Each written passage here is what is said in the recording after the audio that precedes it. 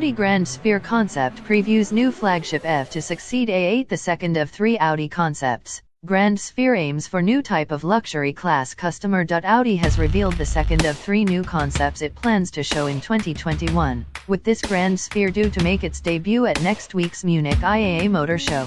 The sleek, four-door saloon-cum-coupe joins the Sky Sphere previously seen at Pebble Beach, but in this case will directly inform a new flagship model that Audi is readying for launch in the next 2 to 3 years. So while the Grand Sphere's production-friendly spin-off will form a flagship for the brand, it won't directly replace the A8. Instead, it will take a different approach by leveraging its proposed autonomy to make this less about sitting in the back and more about being an expression of high-end personal transport with the owner in the driver's seat, whether they're actually driving or not. Design. As a result, the Grand Sphere's form is nothing like the traditional three-box saloon we expect of German flagships, instead forming a much sleeker and streamlined aesthetic that Audi is quickly associating itself with.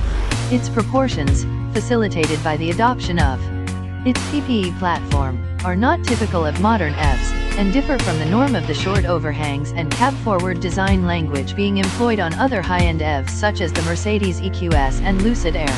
Instead, the Grand Sphere has elongated extremities with tapered bodywork and an extremely raked windscreen angle. The bonnet is longer than those of the Grand Sphere's two potential rivals, and references a more traditional notion of luxury, and while the lines and surfaces aren't immediately recognizable as Audi, the volume along the car's flanks is dominated by strong haunches over the wheels and a strong C-pillar, which do remain an Audi signature. The Grand Sphere then adopts an unusual vertical rear screen that nestles between the completely glazed roof and buttress-like C-pillars.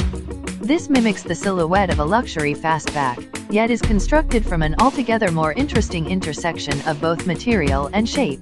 When queried about whether this sort of construction might conceivably reach production, Audi's designers insist that this revolutionary body architecture is in development to reach production, and that despite the obvious challenges will form the foundation of Audi's lofty aspirations with its flagship electric cars, suggesting it'll be less about mechanical engineering and more about high-end design and construction. The typical Audi grille has been reimagined as a graphic with slim headlights above, featuring a new lighting signature designed from the conjoined rings of the Audi badge.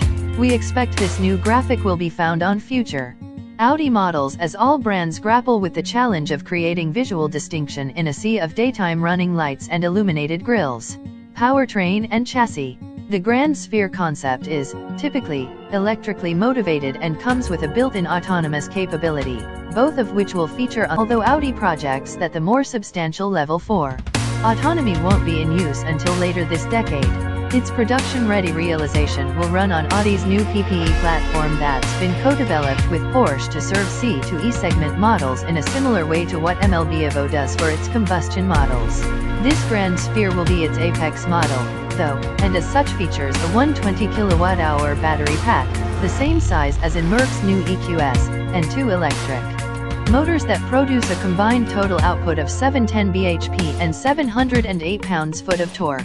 The two driven axles make the Grand Sphere all-wheel drive, yet the system has been balanced between offering range and performance, rather than all-out speed as in the Rs. e-tron GT. 0 to 62 miles per hour is quoted at just over 4 seconds, while top speed will be limited to preserve overall range.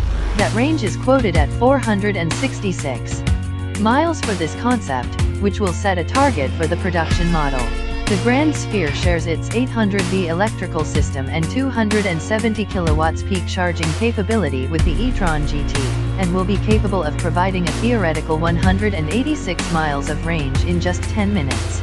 Audi Grand Sphere Concept, wheel interior. This is where the Grand Sphere diverges from what we can expect to see in the production model, as it doesn't so much have an interior as an open space that's largely free of any control interfaces and a dashboard. The bulkhead itself is used as a projection surface, with the interaction handled by gesture control. It's the Grand Sphere's autonomous capability that drives such an interior design, but with Level 4 autonomy not due to arrive until well after the production derivatives release in a few years' time.